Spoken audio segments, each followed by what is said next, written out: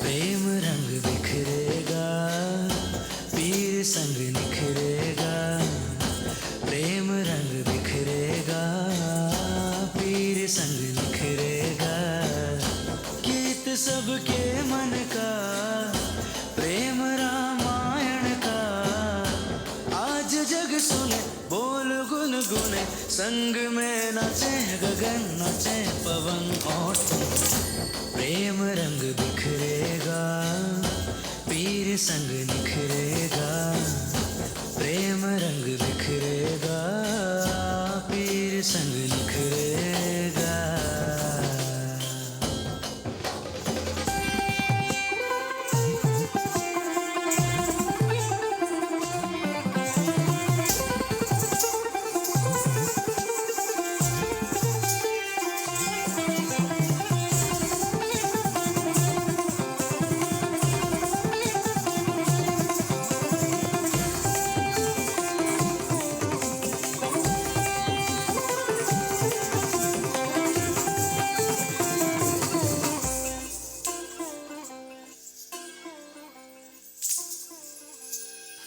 के देखा, सुर समझ न आया, फिर पाके देखा, कुछ भी ना पाया। दरिया के मझधार है मटकी, डगर कठिन है पनघट की। पर मन का, हर मन का, बस यही कहे पी के संग रंग बिखरेगा। जब प्रेम रंग हाँ निखरेगा, वो पीर संग हाँ बिखरेगा। बिखरेगा, बिखरेगा, हाँ निखरेगा, हाँ बिखरेगा, हाँ निखरेगा, बिखरेगा, हाँ निखरेगा।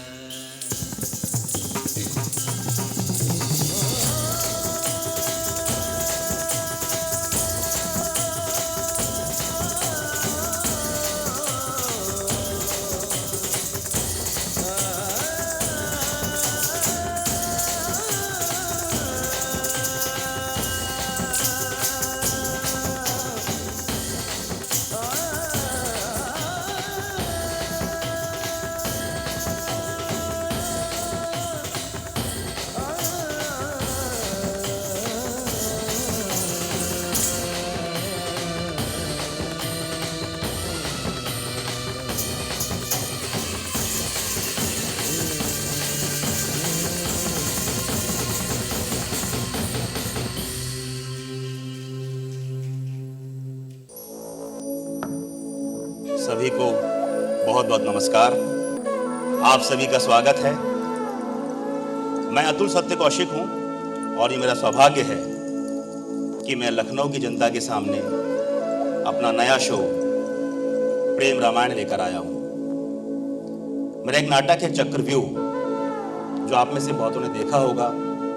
उसका शुभारंभ लखनऊ की धरती से ही हुआ था। लखनऊ की जमीन, यहाँ के लोग, यहाँ के दर्शक हमेशा मुझे अपना आशीर्वाद देते आए हैं। तो सबसे पहला स्वागत आप सभी का, स्वागत है आपका आप ही के शहर लखनऊ में। प्रेम रामायण में मैं शुरुआत करूंगा। सबसे पहला प्रणाम उस भरोसे, उस धीरज, उस धैर्य, उस संबल, उस शौर्य और उस नाम के लिए, उस नाम के प्रणाम के लिए जिसने पिछले 9000 वर्षों से इस सकल ब्रह्मांड को एक सूत्र में बांधकर रखा हुआ है।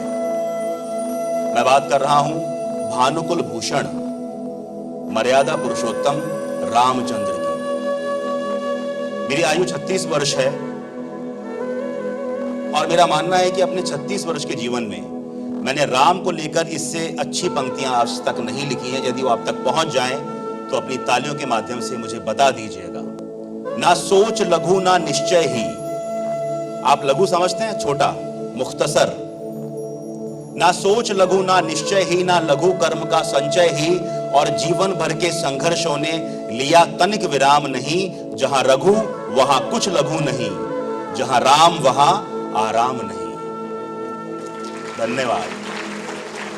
राम का मतलब है संघर्ष, राम का मतलब है बड़ी सोच। राम महल में नहीं बनते, राम अयोध्या में नहीं बनते, राम 14 वर्ष के वनवास में बनते हैं। यदि राम बनना है, रामत्व को पाना है, वनवास काटना ही पड़ेगा। तभी मैं कहता हूं, जहां रघु वहां कुछ लघु नहीं, जहां राम वहां आराम नहीं। आज कहा युवराज बनो कल, राम का उत्तर जो आज्ञा। मैं आपको राम के जीवन की 2 घटनाएं बताऊंगा। पहली में उनका क्या रिस्पॉन्स था मैंने बताया, दूसरी में क्या था वो आप मुझे बताएंगे। आज कहा युवराज बनो कल, राम का उत्तर जो आज्ञा। कल दे दिया 14 वर्ष का जंगल, राम का उत्तर जो आज्ञा। महल में हो या जंगल में हो, राम राम ही रहते हैं। रामत्व तो यही है, समता की इससे बढ़कर पहचान नहीं। जहां रघु वहां कुछ लघु नहीं, जहां राम वहां आराम नहीं। भाता राज्य तो लौट भरत संग ताज पहनते शासन का। भरत आए थे लेने के लिए, भैया चलो गलती हो गई, मगर नहीं गए। भाता राज्य तो लौट भरत संग ताज पहनते शासन का। राजनीति भाती तो रख लेते किष्किंधा और लंका। पर राज्य लघु है, राजनीति भी। राम सदा ऊपर इनसे, वो जिसके नाम पे लड़ते हैं वो कुछ भी है, पर राम नहीं। क्योंकि जहां रघु वहां कुछ लघु नहीं, जहां राम वहां आराम नहीं। राम नाम एक महायज्ञ है, कोई लघुता का संग्राम नहीं। जहां रघु वहां कुछ लघु नहीं, जहां राम वहां आराम नहीं। ये मेरी परिभाषा है राम की, ये मेरी परिभाषा है रामत्व की। तो सबसे पहले अपनी तालियों से उस राम का आह्वान कीजिए जिनकी प्रेरणा से हमको प्रेम रामायण कहने की। स्कूल के बहुत सारे छोटे छोटे बच्चे बैठे हैं, लखनऊ थिएटर के बहुत बड़े बड़े दिग्गज बैठे हैं जिनको मैं देख पा रहा हूं, सभी का बहुत बहुत स्वागत है। दूसरा नमस्कार मैं करना चाहता हूं प्रेम के उस भाव को, प्रेम के उस रस को जिसने हमको प्रेम रामायण कहने की प्रेरणा दी। बहुत दिमाग लगाया कि रामायण तो बहुत बार कही जा चुकी है, 2 नाटक मैंने खुद रामायण पे कर दिए हैं, अब तीसरी बार क्या नया लेकर आए। प्रेम का चश्मा लगाया, और जब प्रेम का चश्मा लगाया तो पता चला रामायण तो एक प्रेम कथा ही है। पूरी रामायण शुरू से लेकर आखिर तक एक प्रेम कथा है। धर्म अधर्म, जय पराजय, राम रावण, ये तो बात की बातें हैं। तो उस प्रेम रामायण का जब मैंने सूत्र साधा, जो प्रेरणा मुझे मिली, तब समझ आया रामायण को पढ़कर, कैकेयी को पढ़कर, उर्मिला को पढ़कर, सुलोचना को पढ़कर समझ आया कि प्रेम मतलब समर्पण, प्रेम मतलब सरेंडर। किसी भी रिश्ते का आप सिर्फ 50% हैं, आप 49 की गुंजाइश मत रखिए और 51 की कोशिश मत कीजिए। आप 50 ही हैं, वो 50 पूरा समर्पित करना पड़ता है। तब मैं कहता हूं समर्पण निधि है दीवानों की बंदे, समर्पण निधि है दीवानों की बंदे। समर्पण बिना प्रेम फलता नहीं है। क्षितिज की दीवानी वो दरिया अधूरी, पानी जो सिंधु में मिलता नहीं है। समर्पण निधि है दीवानों की बंदे, समर्पण बिना प्रेम फलता नहीं है। पाने ना पाने के पैमाने मिथ्या। कौन कहेगा कि राम ने सीता को पाया कि नहीं पाया? पहले पाया फिर खो दिया, फिर पाया फिर खो दिया। पाने ना पाने के पैमाने मिथ्या, उपलब्धियों की पिपासा गलत है। समर्पण तपस्या का पर्याय होकर वरदान पाने की आशा गलत है। कि या प्रेम ही था वो राधा या मीरा, मिलन का न होना विफलता नहीं है। समर्पण निधि है दीवानों की बंदे, समर्पण बिना प्रेम फलता नहीं है। समर्पण तो करना पड़ता है, जो सीता ने किया, जो मंदोदरी ने किया, जो राम ने किया, जो लक्ष्मण ने किया, सबने समर्पण किया। तो आज उस प्रेम को समझने की कोशिश करेंगे, और प्रेम को समझने का सिर्फ एक ही तरीका होता है कि आपको प्रेम करना पड़ता है। बिना प्रेम करे आप प्रेम के बारे में बातें कर सकते हैं, प्रेम को समझ नहीं सकते। उर्दू परंपरा के बड़े शायर हैं मुजफ्फर राज़मी, उनका एक शेर मुझे याद आता है। वो कहते हैं महरूम हकीकत हैं साहिल के तमाशाई। महरूम हकीकत माने डिप्राइव्ड ऑफ रियलिटी, वास्तविकता से अपरिचित। महरूम हकीकत हैं साहिल के तमाशाई, हम डूब के समझे हैं दरियाओं की गहराई। दरिया में डूबना तो पड़ेगा, प्रेम को समझना है तो प्रेम करना पड़ेगा, वरना बस बातें हैं। तो आज प्रेम मग्न हो जाइए, प्रेम के साथ इस रामायण को देखिए। जो हंसने की बात है उस पर खुल के हंसिए, जो रोने की बात है अपने आंसू उधार दे दीजिए, और जहां ताली बजाने का मन करे ताली बजा डालिए। ये अलग तरह का नाटक है, यहाँ सबको सब कुछ कहने करने की आजादी है। एक और नमस्कार जयपुरिया स्कूल को, उनकी मैनेजमेंट को, अंजलि मैम को, प्रोमिनी मैम को, पूरे स्टाफ को, जिन्होंने ये निश्चय लिया कि ये नाटक किया जाना चाहिए लखनऊ के दर्शकों के लिए, बच्चों के लिए, क्योंकि ये निश्चय लेना पड़ता है। ये अलग रामायण है, क्योंकि यहाँ राम और सीता की बात भी होती है तो रावण और मंदोदरी की बात भी होती है। यहाँ लक्ष्मण उर्मिला की बात होती है तो मेघनाद सुलोचना की बात भी होती है। ये निश्चय लेने के लिए, हमको बुलाने के लिए एक बार आप आह्वान कर दीजिए जयपुरिया स्कूल की मैनेजमेंट का। बहुत बहुत धन्यवाद आप सभी का। और एक बार फिर लखनऊ के सभी दर्शकों को मेरा साधुवाद, मेरा धन्यवाद। आज आ पाए, कोशिश करूंगा कि ये प्रेम रामायण, इसके अध्याय, इसकी कहानियां आपके सामने पहुंचे। जो कलाकार आपके सामने आए वो बार बार एक नए रूप में आपके सामने आते रहेंगे। वही राम बन जाएंगे, वही रावण बन जाएंगे, वही सीता, वही कैकेयी, वही उर्मिला, वही सुलोचना। गीता में कृष्ण ने कहा है यो यो याम याम, जो जो मुझे जैसा जैसा मानेगा मैं उसके लिए वैसा वैसा बन जाऊंगा। तो आज आप जब इनको राम मान लेंगे ये राम बन जाएंगे, आप रावण मान लेंगे ये रावण बन जाएंगे। मगर इनके पास माइक है, आपके पास माइक नहीं है बताने के लिए कि हमने मान लिया है। तो आप कैसे बताएंगे? अपनी तालियों के माध्यम से एक बार बता दीजिए इनको कि इनको इजाजत है अलग अलग रूप में आपके सामने आने की। तो बस आप सबकी इजाजत से शुरुआत करते हैं प्रेम रामायण की। शांता अवध से दुखी जा रही है, शांता अवध से दुखी जा रही है, कैकेयी की दुनिया लुटी जा रही है, उर्मी को निद्रा नहीं आ रही है और सीता प्रतीक्षा बढ़ी जा रही है। प्रेम रामायण कही जा रही है, प्रेम रामायण सुनी जा रही है। लखनऊ शहर है, चौथा प्रहर है, मध्यम हवा भी बहे जा रही है। जयपुरिया स्कूल की है महफिल, आतिथ्य आप सबका और कहानी कहे जा रही है। प्रेम रामायण लिखी जा रही है, प्रेम रामायण पढ़ी जा रही है। काहे को भेजी विदेश बाबा तुमने भला, मोरा सावन में रोबे जिया, अवध पीछे छूटा मेरा। काहे को भेजी विदेश बाबा तुमने भला, मोरा सावन में रोबे जिया, अवध छूटा जाए मेरा। आप लोग सोचेंगे कि कहानी की शुरुआत में ही विदाई किसकी हो गई, मगर कहानी की शुरुआत विदाई से ही होती है। किसकी विदाई? शांता की विदाई। कौन शांता? राम की बड़ी बहन शांता। आप में से कितने लोग जानते हैं शांता के बारे में कि राम की एक बड़ी बहन भी थी? कुछ लोग जानते हैं। हाँ, ये बच्चों को तो हमने वर्कशॉप दिया था 3 दिन का, तो वो जानते हैं।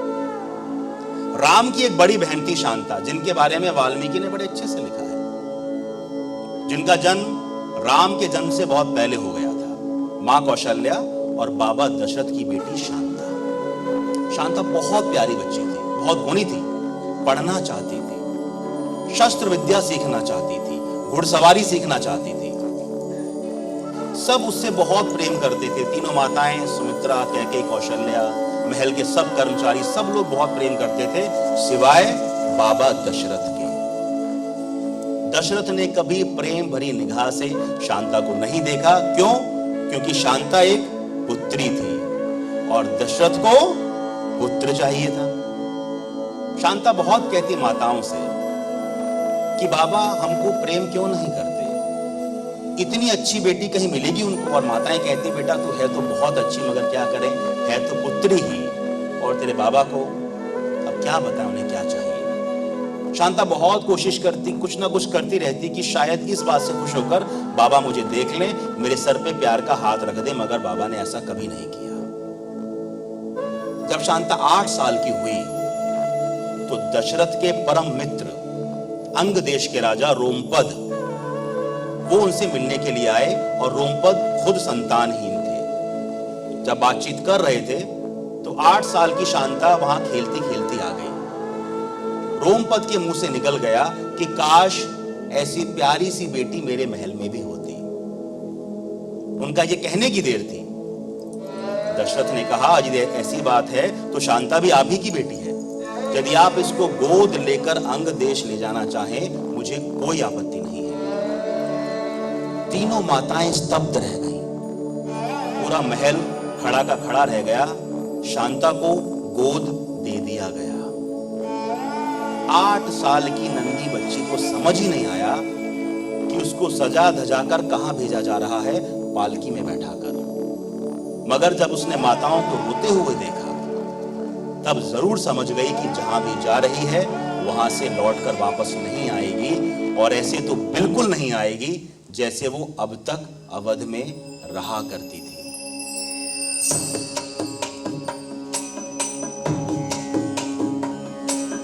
काहे को भेजी विदेश बाबा तुमने भला, मोरा सावन में रोवे जिया, अवध पीछे छूटा मेरा। रोवे थी मैया प्यासी थी गैया, जब तुमने दई पठाई। गुल्लक की तारी शिव जी के पीछे है, मैया को दी जो बता। कैसो अवध है मेरा, चिट्ठिया में लिखियो पिता, मोरा सावन में रोवे जिया, अवध पीछे छूटा मेरा। सावन में अब के बुलाइली जो मोहे, विनती करत है हजूर। कहारो से कहना बुलाए रही बहना, आ जाइयो अब तो जरूर। ऐसे राधी जो भुलाए बिटियाई अपनी पिता, मोरा सावन में रोवे जिया, अवध छूटा जाए मेरा। ये थी वो विदाई जिसकी बात मैं शुरुआत में कर रहा था। शांता विदा कर दी गई। कुछ सालों में अवध शांता को भूल गया और शांता अवध को भूल गई। अंग देश में आके शांता को बहुत प्रेम मिला। रोमपद ने बहुत प्यार दिया, बहुत अच्छे से पढ़ाया, शस्त्र विद्या सिखाई। शांता एक ट्रेंड वॉरियर थी, प्रशिक्षित योद्धा। जब वो 16 साल की हुई तो ऐसा लगा पूरी सृष्टि का, पूरे ब्रह्मांड का सौंदर्य उसके चेहरे पर उतर आया हो। मगर शांता खुश नहीं थी। क्यों? क्योंकि पिछले 7 वर्षों से उसके अंग देश में बारिश की एक बूंद नहीं गिरी थी।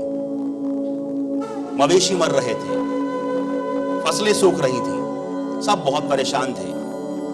कुछ गुरुओं ने कहा कि यदि विभांतक के बेटे ऋषि श्रृंगी, महातेजस्वी ऋषि श्रृंगी स्वयं आए इस धरती पर, अंग देश की किसी कन्या या स्त्री के बुलावे पर, और हवन करें तो यहां बारिश अवश्य होगी।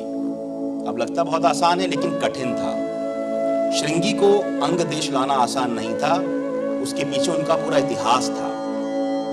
विभांतक श्रृंगी के जन्म के समय से ही सोचकर बैठे थे कि मैं अपने पुत्र को ब्रह्म विद्या अवश्य दिलवाऊंगा, और मैं सुनिश्चित करूंगा कि जैसे मैं उर्वशी के मुंह में पड़ गया, ब्रह्म विद्या नहीं पा पाया, मैं अपने बेटे को किसी स्त्री के मुंह में नहीं पड़ने दूंगा। तो उन्होंने श्रृंगी का जन्म होते ही उनका परिचय स्त्री प्रजाति से काट दिया। श्रृंगी जानते ही नहीं थे स्त्री होती क्या है।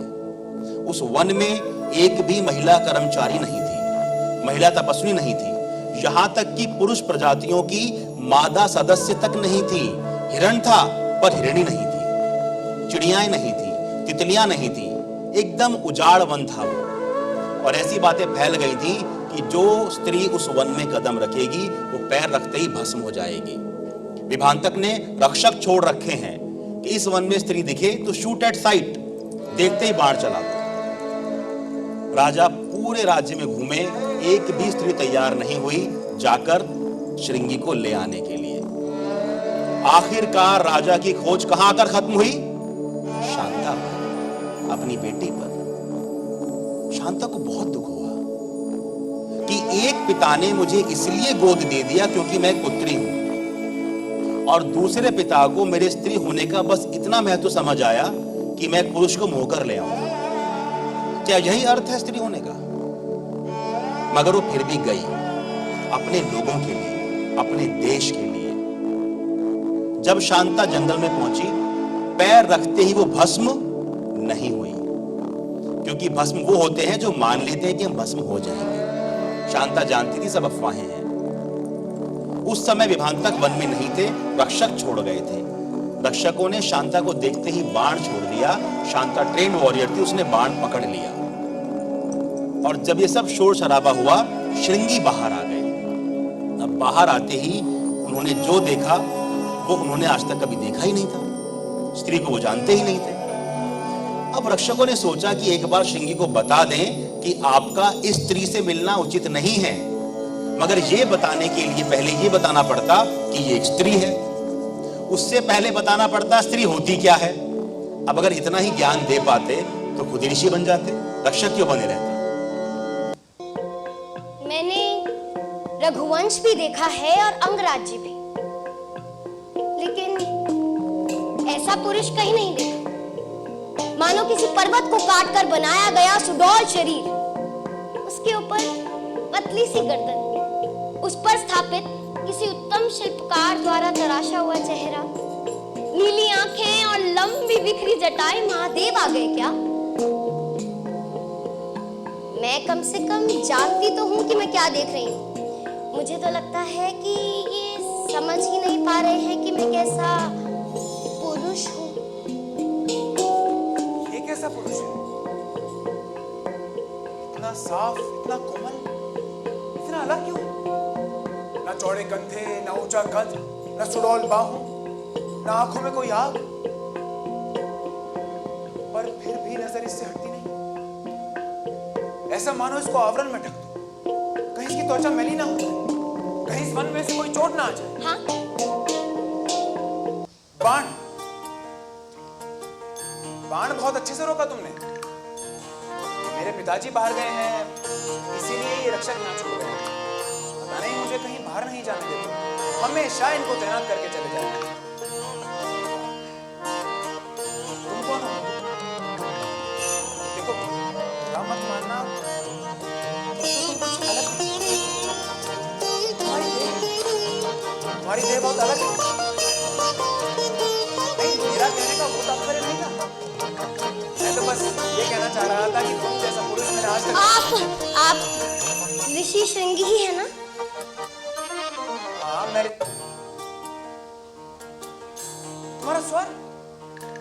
तुम्हारा स्वर भी बहुत अलग है। मैं शांता हूँ, राजा रोमपत की पुत्री। पुत्री, पुत्री। हाँ, पुत्री। और मैं पुरुष नहीं, मैं एक स्त्री हूँ।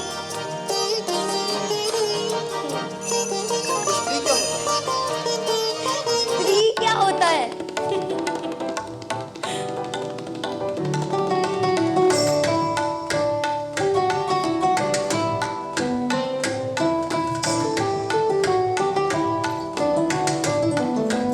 सब बन ठन आई शाम प्यारी रे, सब बन ठन आई शाम प्यारी रे, सब बन ठन आई शाम प्यारी रे, सब बन ठन आई शाम प्यारी रे, सब चंद्र बदन मृगननी ओढ़े सारी, चंद्र बदन मृगननी ओढ़े सारी,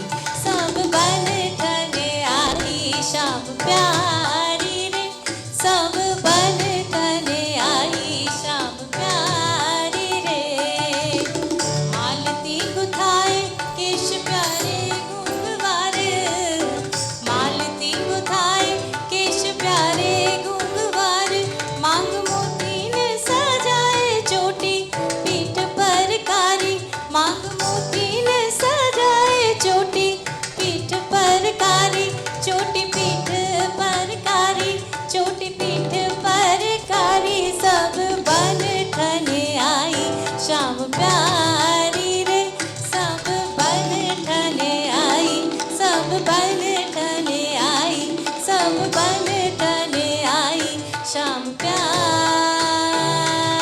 रे। उस दिन शांता और श्रृंगी में खूब बातें हुई। शांता ने उनको बताया कविताओं के बारे में, गीतों के बारे में, संगीत के बारे में, चित्रकला के बारे में।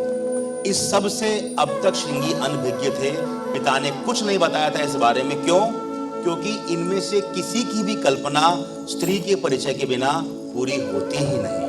ये महत्ता है मेरी माताओं और बहनों की इस समाज में, इस प्रकृति में, कि आपके बिना ना गीत संभव है, ना संगीत संभव है, ना चित्रकला संभव है। तो एक बार जोरदार तालियां सारी माताओं बहनों के लिए जिन्होंने इस समाज को गीत और संगीत की प्रेरणा दी है।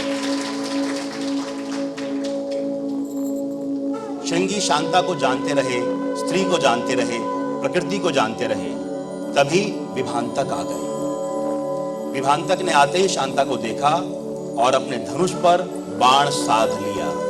मगर आज उनके बाण और शांता के बीच उनका खुद का बेटा, उनका खुद का शिष्य खड़ा हुआ था, जिसको ना आज पिता के क्रोध का भय था और ना ही ब्रह्म विद्या पाने का कोई मोह, कोई चाव, क्योंकि वो समझ गया था कि बिना ब्रह्मा की बनाई प्रकृति को जाने, बिना स्त्री को पहचाने कोई ब्रह्म विद्या संभव है ही नहीं। और यही वो क्षण था जब शांता भी श्रृंगी की हो गई। क्योंकि दो पिता होने के बावजूद आज पहली बार किसी पुरुष ने शांता के स्त्री होने पर गर्व किया था। पहली बार किसी पुरुष ने शांता के स्त्रीत्व की रक्षा करने का प्रण लिया था। तो आज शांता और श्रृंगी एक दूसरे के हो गए। शांता ने कहा श्रृंगी से, प्रश्न पूछा कि आप मेरे साथ अंग देश चलेंगे ना? उत्तर हाँ ही होना था, क्योंकि वो प्रश्न था जिसमें उत्तर छुपा होता है। और ये कला मेरी सब माताओं बहनों के पास बड़े अच्छे से होती है। आज आप खाना तो नहीं खाएंगे ना? वो उत्तर ना ही आने वाला है, वो सवाल में पूछ ही लिया। उन सबके पास एक कला होती है, वो कला शांता के पास भी थी। शांता और श्रृंगी अवध आ गए, अंग देश आ गए। अंग देश आते ही खूब जोर से बारिश हुई। धरती ने 7 दिनों तक अपनी प्यास बुझाई। पूरे विश्व में श्रृंगी की जय जयकार होने लगी। उनको ऋष्य श्रृंगा कहा जाने लगा। फिर एक दिन शांता के नाम एक चिट्ठी आई। किसकी चिट्ठी? राजा दशरथ की चिट्ठी। शांता ने बहुत चाव से चिट्ठी खोली कि बाबा का खत आया है। मगर उस खत में शांता के बारे में कुछ नहीं लिखा था। क्या लिखा था? कि वशिष्ठ का ऐसा मानना है कि जिस श्रृंगी के आने से बंजर भूमि उपजाऊ हो गई, यदि वो स्वयं आकर अवध में पुत्र नेमी यज्ञ करें तो तुम्हारी माताओं को पुत्र प्राप्ति हो सकती है। तुरंत श्रृंगी को लेके अवध आ जाओ। शांता बहुत उदास हुई, मगर फिर भी कहा बाबा ने बुलाया है तो जाना तो पड़ेगा। तो अब देखिए, दामाद जी जा रहे हैं ससुर जी के लिए यज्ञ करने ताकि मेरे साले हो जाए। ये इस कथा का सार निकल के आता है। शांता और श्रृंगी अवध की ओर चल निकले। जब शांता अवध के उन गलियारों से गुजरी, तब वो 8 साल की नन्ही सी शांता लौटकर आने लगी, सहमी सहमी सी, घबराई घबराई सी, आज भी बाबा के प्रेम की एक नजर को तरसती।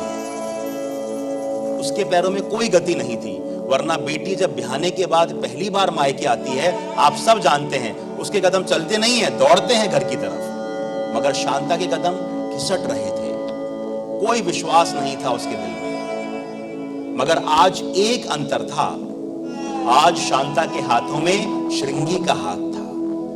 जब प्रेम ने उसका हाथ पकड़ा, प्रेम रामायण के इस पहले अध्याय में एक पुरुष ने एक स्त्री का स्त्री होने के लिए सम्मान किया, तो शांता के पैरों में गति भी लौटी और उसके मन में विश्वास भी लौटा, क्योंकि आज प्रेम उसके साथ था।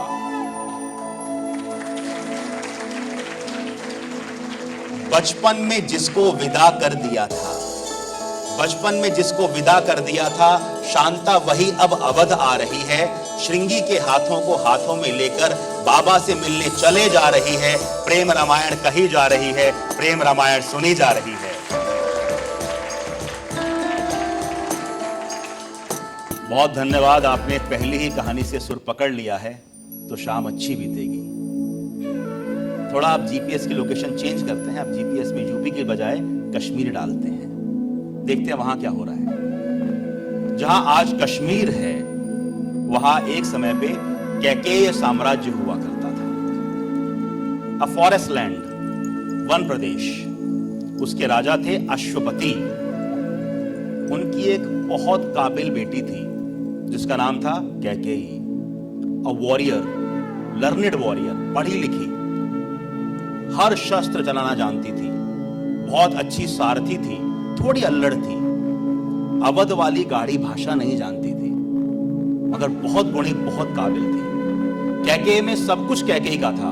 वो राज्य भी कैकेयी का, वहां के लोग भी कैकेयी के, वो वन भी, वो पशु, सब कैकेयी का था उसके प्रेम से।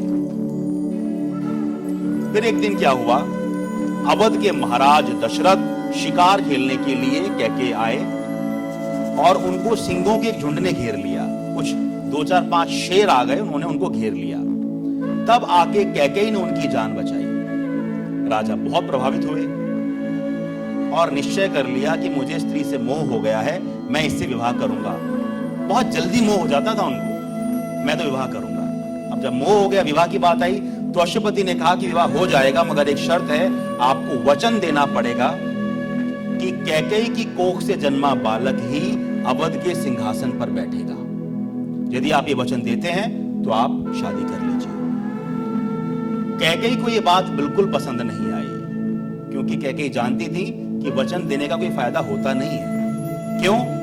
क्योंकि वचन देने वाला व्यक्ति वचन पूरा करने का समय आते आते बहुत बदल चुका होता है। आप उस इंसान से वचन पूरा करने की उम्मीद कर रहे हैं जो वो रहा ही नहीं, जिसने वचन दिया था। गलती किसकी है? तो कैकेयी ने कहा मत वचन दीजिए, और खासकर जब आप बहुत खुश हैं तब तो बिल्कुल वचन मत दीजिए। Never promise when you are happy. आप हमेशा ओवर कमिट कर देते हैं। कैकेयी ने कहा भूल जाएंगे। दशरथ ने कहा नहीं, रघुवंशी नहीं भूलेंगे। शादी हो गई। कैकेयी ब्याह करके अवध आ गई, और अवध आने के बाद कैकेयी ने अवध को ठीक वैसे ही अपना बना लिया जैसे कैकेयी को बनाया था। अवध का सूर्य कैकेयी के मस्तक पर उदित होता था और अवध की शाम कैकेयी की लंबी काली जुल्फों में ढल जाती थी। सब उनसे बहुत स्नेह करने लगे। कैकेयी ने राजा को बहुत प्रेम दिया, इतना कि राजा को युद्ध पर अकेले नहीं जाने देती थी, खुद उनकी सारथी बन के जाती थी। एक बार देवासुर संग्राम में दशरथ देवताओं की ओर से युद्ध कर रहे थे। रथ का पहिया टूट गया, उसके 2 पेंच निकल गए। तब कैकेयी ने अपने बाएं हाथ की 2 उंगलियां काटी, उन उंगलियों के पेंच बनाए, और तब दशरथ के प्राणों की रक्षा करी। दशरथ बहुत खुश हुए और कहा कैकेयी, एक उंगली के बदले एक वचन, 2 वचन कभी भी मांग लेना। कैकेयी ने फिर कहा do not promise when you are happy. नहीं निभा पाएंगे। दशरथ ने कहा रघुकुल रीत सदा चली आई, प्राण जाए पर वचन न जाई, कभी भी मांग लेना। कैकेयी ने कहा समय आने पर मांग। वक्त बीता। एक दिन दूत ने आकर खबर दी कि आज राजा के हाथों घोर अनर्थ हो गया है, एक बालक की हत्या इनके हाथों हो गई है, और बालक के माता पिता ने श्राप दिया है कि आपकी मृत्यु भी हमारी भांति पुत्र वियोग में होगी। कैकेयी के पैरों के नीचे की जमीन खिसक गई कि वो पुत्र जो अभी पैदा ही नहीं हुआ, वो अपने पैदा होने से पहले अपने पिता की मृत्यु का प्रबंध करके आ गया। राजा तो शोक में होगा, बहुत दुखी होगा। कैकेयी को जाकर समझाना पड़ेगा। कैकेयी ने बहुत हिम्मत करी और पहुंच गई अपने दशरथ के कक्ष में।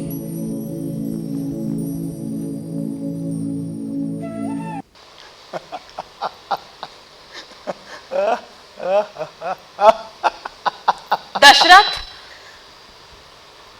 कैकेयी, कैकेयी, कैकेयी मेरे साथ झूमो, नाचो। तुम जानती हो आज वन में क्या हुआ? हाँ जानती हूँ। श्राप अर्जित करके आए हैं आप। कैकेयी, श्राप के पीछे छिपा वरदान तो समझो। मृत्यु के श्राप में कैसा वरदान? मुझे श्राप मिला है कि मेरी मृत्यु पुत्र वियोग से सबकी हुई, परंतु पुत्र वियोग का मतलब है कि मेरे पुत्र होंगे, अवश्य होंगे कैकेयी। दशरथ, अंगीकार है? इतना मोह उस पुत्र से जो अभी हुआ भी नहीं।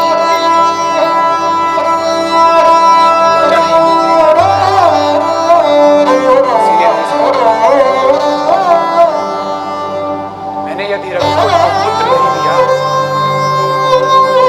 क्या वो दिखाऊंगा ईश्वर को, हरिश्चंद्र को, भगीरथी को, दिलीप को, रघु को, अजा को?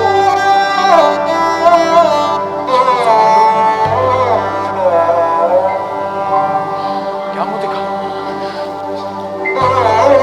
मैं क्या? दशरथ, दशरथ, दशरथ, परलोक जाने से पहले इस लोक में आपने अपनी क्या हालत कर दी है, ये कभी नहीं सोचते ना? जो चले गए उन्हें क्या मुंह दिखाएंगे, बस यही सोचते रहते हैं। ये कभी नहीं सोचते कि जो है उनका क्या।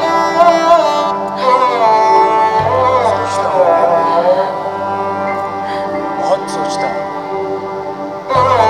तुम्हारे बारे में, सुमित्रा के बारे में, कौशल्या के बारे में, कभी कभी क्षमता के बारे में। फिर अचानक अवध का विचार अवध, क्या होगा इसका? क्या होगा रघुवंश का? क्या होगा रघुवंशियों का? सब कुछ आपके अधिकार में तो नहीं हो सकता ना, कुछ तो छोड़ना होता है। प्रकृति पर प्रकृति का ही तो नियम है, मृत्यु प्रकृति का ही तो नियम है।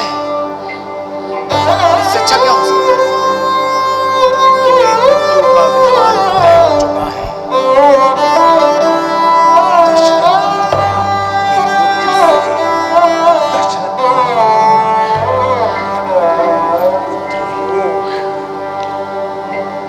दशरथ का पुत्र, अवध का युवराज, रघुकुल वंशी।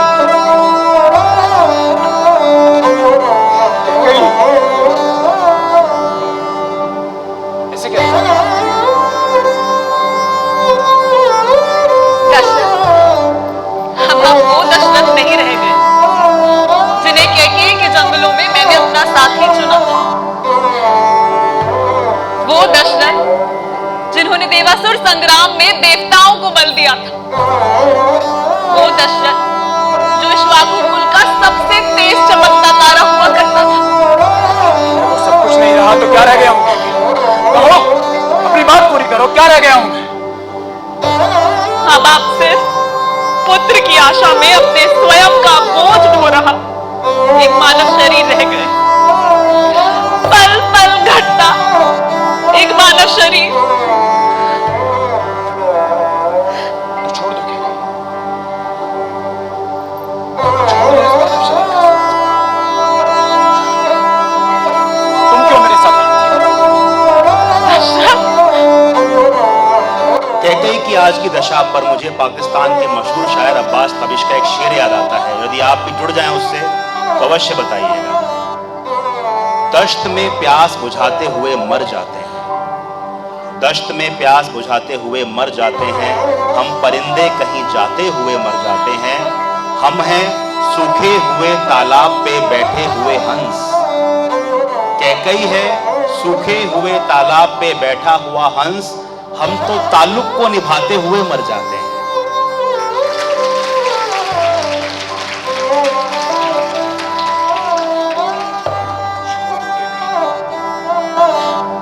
छोड़ दो दशरथ को।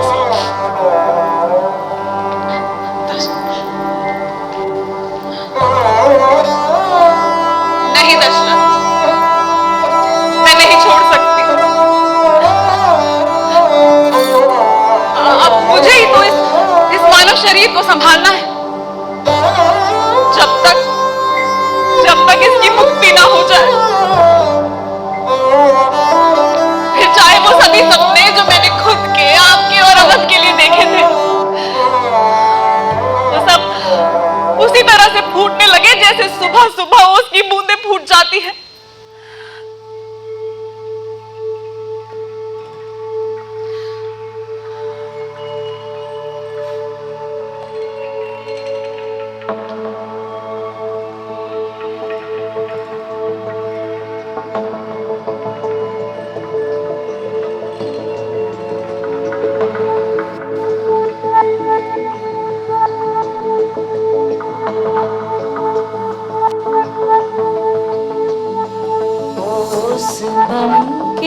सपने दिन के सो गए हैं कहाँ, टुकड़े मन के आंसू बन के खो गए हैं कहाँ। रात का साया पहले आया, शाम थी बाकी यहाँ,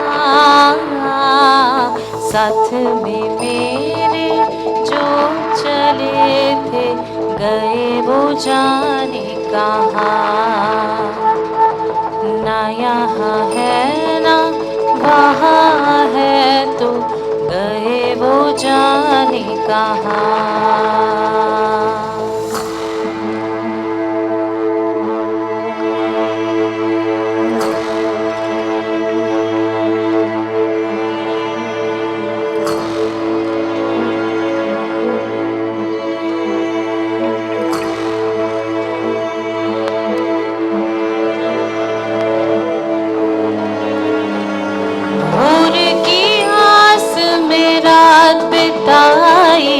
भूर ना आई यहाँ,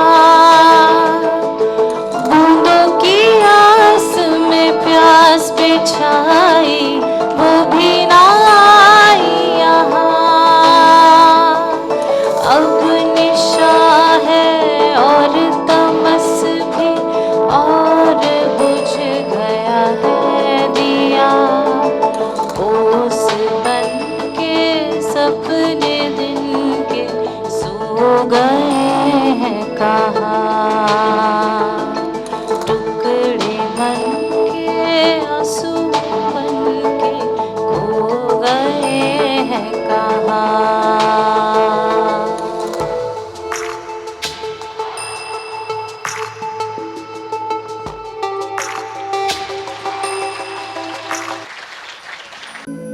उस दिन कैकेयी की बातें राजा को बहुत कठोर लगी।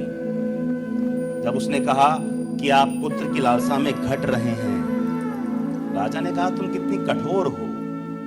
राजा कैकेयी के प्रेम को समझ नहीं पाए, क्योंकि कैकेयी सच्ची बात कह रही थी, और सच्ची बात वही कह सकते हैं जो आपसे बहुत प्रेम करते हैं। तभी कहते हैं बशीर बद्र की आंखों में रहा दिल में उतर कर नहीं देखा, कश्ती के मुसाफिर ने समंदर नहीं देखा, पत्थर मुझे कहता है मेरा चाहने वाला, मैं मोम हूं उसने मुझे छूकर नहीं देखा। कैकेयी वो मोम थी जो दशरथ के लिए कभी भी पिघल सकती थी, मगर दशरथ उसको पत्थर मान के बैठ गए। बहरहाल शांता श्रृंगी आए, यज्ञ हुआ, पुत्र हुए, पुत्र बड़े भी हुए, और राम के युवराज बनने की घोषणा हो गई। राजा सारा दिन बैठकर इंतजार करते रहे कब कैकेयी आएगी मुझे बधाई देने। कैकेयी दिन ढलने पर आई। राजा ने कहा पूरा अवध मुझे बधाई देकर गया, तुम अब आई हो कैकेयी? कैकेयी ने कहा आज मैं बधाई देने नहीं आई, आज मैं आपको मुक्ति दिलवाने आई हूं। कैसी मुक्ति? कैकेयी ने कहा आपके बूढ़े कंधों पर बहुत सारे वचनों का बोझ है जो आप बांटते फिरते थे, बहुत सारे श्रापों का बोझ है। आज मैं उन सब वचनों, उन सब श्रापों से आपको मुक्त करवाने आई हूं। उस वचन से भी जो आपने मेरे पिता को दिया था, उन 2 वचनों से भी जो आपने मुझे दिए थे, उस श्राप से भी जो श्रवण कुमार के माता पिता ने आपको दिया था, आज मैं उन सब से आपको मुक्त करा दूंगी। और यकीन मानिए मुक्ति वही दिला सकते हैं जो आपसे बहुत प्रेम करते हो। इसके पीछे कष्ट जाता है, पीड़ा होती है, और इस पीड़ा को सहने की शक्ति प्रेम ही देता है। कैकेयी ने राम के लिए 14 वर्ष का वनवास मांग लिया। उसके पीछे क्या वजह थी बताऊंगा राम की कहानी में, मगर आज इतना समझ लीजिए कि बाहर हाहाकार मचा हुआ है।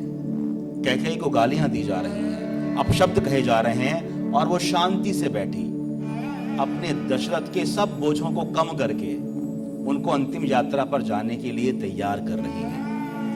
और जिन बेटों की लालसा में दशरथ ने पूरा जीवन निकाल दिया, उन चारों में से एक भी बेटा आज मौजूद नहीं है। मौजूद कौन थी? वो बेटी शांता जिसको 8 साल की उम्र में गोद दे दिया था।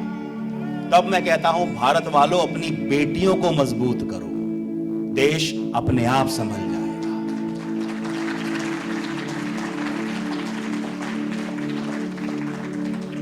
शांता और कैकेयी ने दशरथ को अंतिम विदाई दी, मगर कैकेयी ने सारे इल्जाम ले लिए।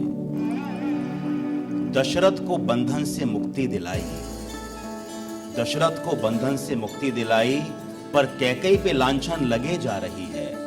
दशरथ को अंतिम सफर पे है जाना, विदाई भी कैकेयी से ली जा रही है। प्रेम रामायण कही जा रही है, प्रेम रामायण सुनी जा रही है। थोड़ा कहानी का मूड अब बदलते हैं। आज मिथिला के घर घर में उत्सव है, मिथिला के घर घर में शहनाइयां बज रही हैं, मिथिला के हर घर में यज्ञ हो रहे हैं, हवन हो रहे हैं, क्योंकि आज मिथिला की बेटी का स्वयंवर है। मिथिला की बेटी कौन? सीता। कोई उसको जानकी कहे, कोई वैदेही कहे, कोई भूमिजा कहे और कोई उसको सीता कहे, नाम जो भी लिया जाए, मतलब एक ही था। आज हमारी बेटी का स्वयंवर है। सीता सबकी बेटी थी, और जिस बेटी का स्वयंवर था वो क्या कर रही थी? वो दरबार में छत पे खड़े होकर छज्जे से झांक रही थी कि नीचे क्या कार्यक्रम हो रहा है। मध्य में धनुष था, एक एक करके राजा आ रहे थे, उसको उठाने का असफल प्रयास कर रहे थे, मगर सीता मध्य में नहीं देख रही थी, मानो जानती हो कि यहां क्या होने वाला है, कोई उठा नहीं पाएगा। तो वो यहां ना देखकर ये देख रही थी कि जो विश्वामित्र के साथ दशरथ के 2 बेटे आए हैं वो कहां बैठे हैं, और राम अपने गुरु और अपने भाई के साथ एक कोने में शांति से बैठे हैं और सीता उनको निहार रही हैं।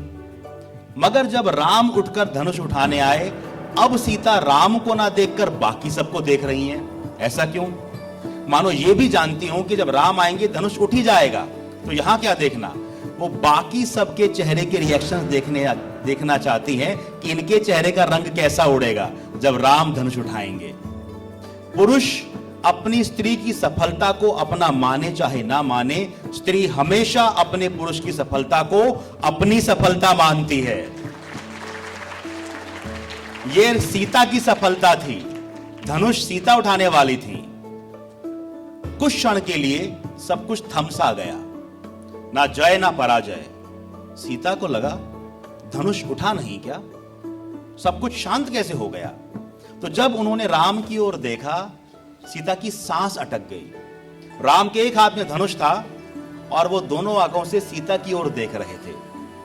राम धनुष उठाते वक्त सीता को देखना चाहते थे और सीता बाकी सबके रिएक्शंस की फोटो खींच के इंस्टाग्राम पे स्टोरीज डाल रही थी। जैसे ही राम को देखा, सीता की आंखों से हजारों आंसू बरस पड़े।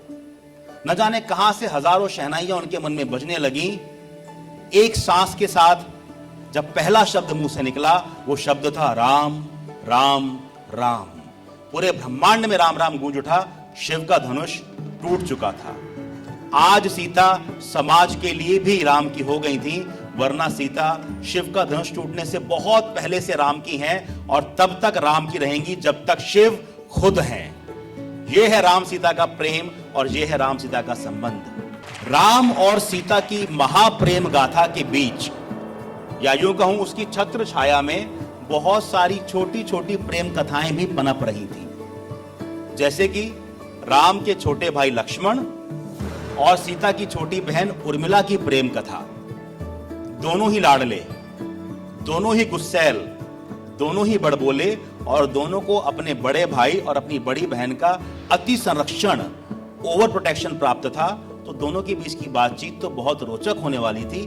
ध्यान से सुनिए क्या बातचीत हुई।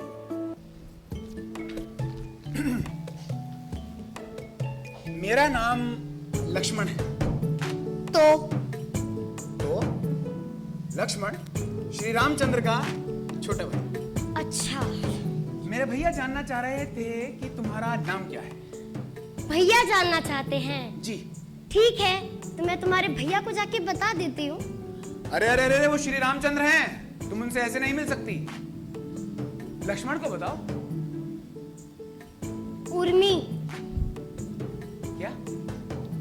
उर्मी। ये कैसा आधा अधूरा सा नाम है, उर्मी? पूरा नाम उर्मिला है, मगर यहाँ सब मुझे स्नेह से उर्मी बुलाते हैं। अच्छा, तो तुम्हारे यहाँ स्नेह से पुकारने पर नाम आधे कर दिए जाते हैं। ये तो पुकारने वाले पर निर्भर करता है। ठीक है, तो मैं तुम्हें उर्मिला तो नहीं बुलाऊंगा, मैं तुम्हें उर्मी भी नहीं बुलाऊंगा, मैं तुम्हें बुलाऊंगा मिला। मिला मिला मिला। मिला। और ये अधिकार ना सिर्फ उन्हें मिला जो स्नेह से बुलाते हैं, ठीक? अब ये स्नेह से कैसे बुलाते हैं? अब मैंने सुना है कि आपके बाबा महाराज जनक ने विवाह के लिए 4 मंडप तैयार करवाए हैं। अब एक मंडप तो भैया राम और भाभी सीता के लिए, ये बाकी के 3 मंडप किसके लिए हैं, इस बात का जवाब अभी तक नहीं मिला।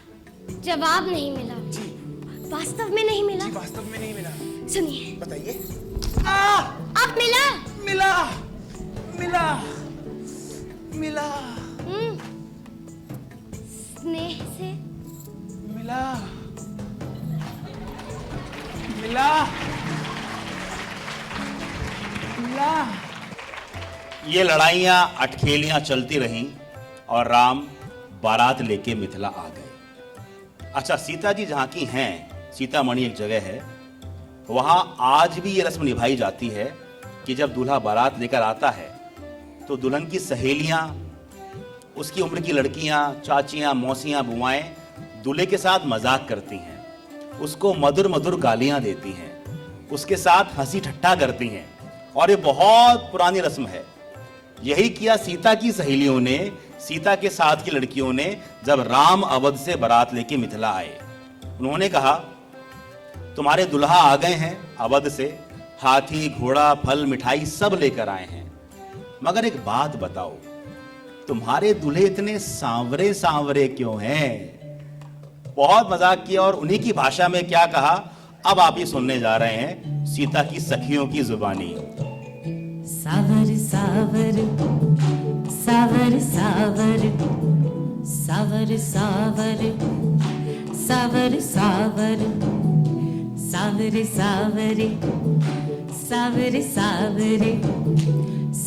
सावर सावर सावर सावर सावर सावर सुरतिया तोहार दुल्हा, सावर सावर सुरतिया तोहार दुल्हा, गोरे गोरे लक्ष्मण रंगदार दुल्हा, सावर सावर सुरतिया तोहार दुल्हा, सावर सावर सुरतिया तोहार दुल्हा, गोरे गोरे लखन रंगदार दुल्हा, सावर सावर सुरतिया तोहार दुल्हा, सावर सावर सुरतिया तोहार दुल्हा।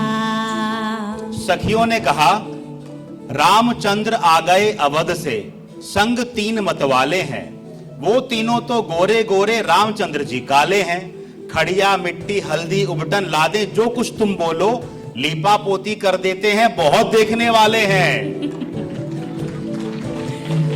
केहू हाथी चढ़ल, केहू घोड़ा चढ़ल, केहू हाथी चढ़ल, केहू घोड़ा चढ़ल, केहू ऊंट पर सवार बरियाती चढ़ल, केहू ऊंट पर सवार बरियाती चढ़ल, केहू पालकी चढ़ला, केहू पालकी चढ़ल, सुकुमार दुल्हा तोहार दुल्हा, सावर सावर सुरतिया तोहार दुल्हा, सावर सावर सुरतिया तोहार दुल्हा, सावर सावर सुरतिया तोहार दुल्हा, सावर सावर सुरतिया तोहार दुल्हा।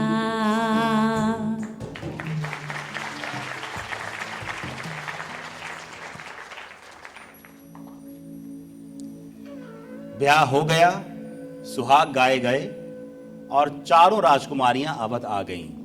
अवध में बहुत सालों बाद नन्ही लड़कियों की, कन्याओं की किलकारियां गूंजी थी। वो सारा दिन पैरों में पायल बांधकर यहां से वहां भागती रहती।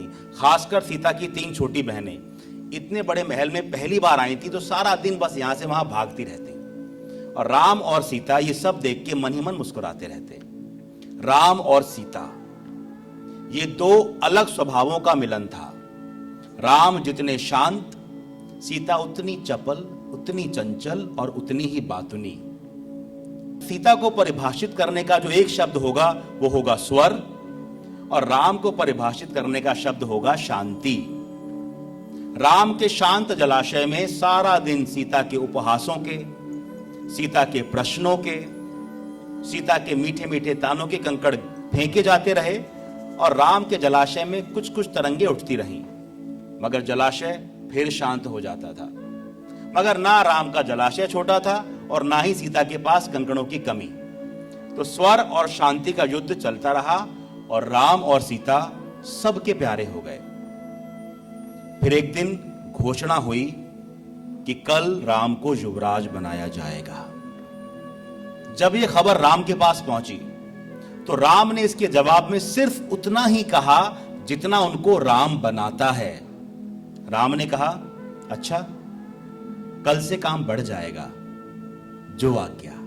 सिर्फ इतना, ये नहीं कि आओ पार्टी करते हैं, चलो, कोई पार्टी नहीं, काम बढ़ जाएगा, जो आज्ञा।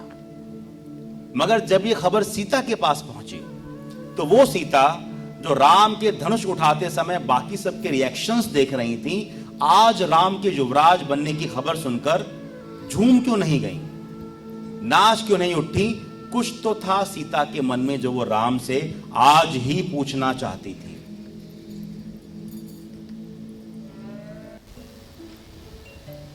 राम, सीता, आप कहीं जा रहे हैं? हाँ, पर पहले जो तुम पूछने आई थी वो पूछो। सुना है कल युवराज बनेंगे आप, फिर पिता के भांति राजा भी। हाँ, पिता के भांति यश होगा, स्नेह मिलेगा प्रजा का भी। पिता के भांति आपकी भी कई गरिमामयी कहानियां होंगी। पर क्या पिता के भांति आपकी भी 3-3 रानियां होंगी? सीता, सीता बीता कुछ नहीं, बताइए, क्या पिता के भांति राम की भी 3-3 रानियां होंगी? ये है लव का कॉन्फिडेंस। सीधा पूछ लिया, मुझे आज बता दीजिए, आपकी भी 3 रानियां होंगी क्या? कहीं आप भी शिकार करने जाएं, आपको भी कोई घेर ले, फिर आप लेकर आ जाएं। आज बता दीजिए। प्रेम बहुत विचित्र होता है। आप देखिए, एक और महाविष्णु खड़े हैं, एक और महालक्ष्मी खड़ी हैं। दोनों कुछ क्षणों के लिए इस मानव लीला की खातिर धरती पर आए हैं, मगर उन कुछ क्षणों में भी महालक्ष्मी को महाविष्णु से प्रेम प्रतिबद्धता चाहिए, कमिटमेंट ऑफ लव चाहिए। यही प्रेम है और यही प्रेम रामायण है। बार बार, हर बार उस प्रेम प्रतिबद्धता को ढूंढना, बार बार पूछना कि मुझे बताइए, यही सीता है।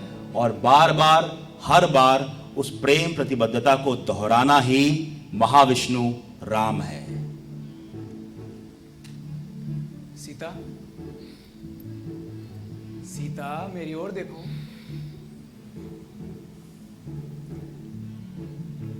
तीन ही शब्दों में होगा इस राम के जीवन का वृतांत।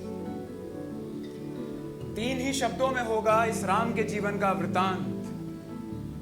एक शब्द, एक बाण और एक ही नारी का सिद्धांत।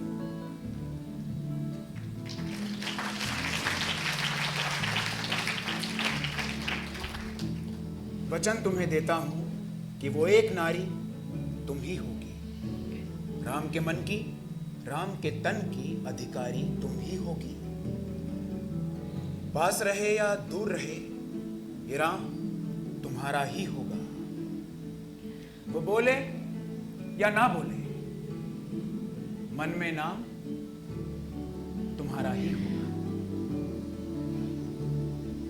तो राम की ही सौगंध मुझे भी, सीता के बस राम ही है, मेरे प्रेम के, निष्ठा के और तप के पालक बस राम ही है। सीता,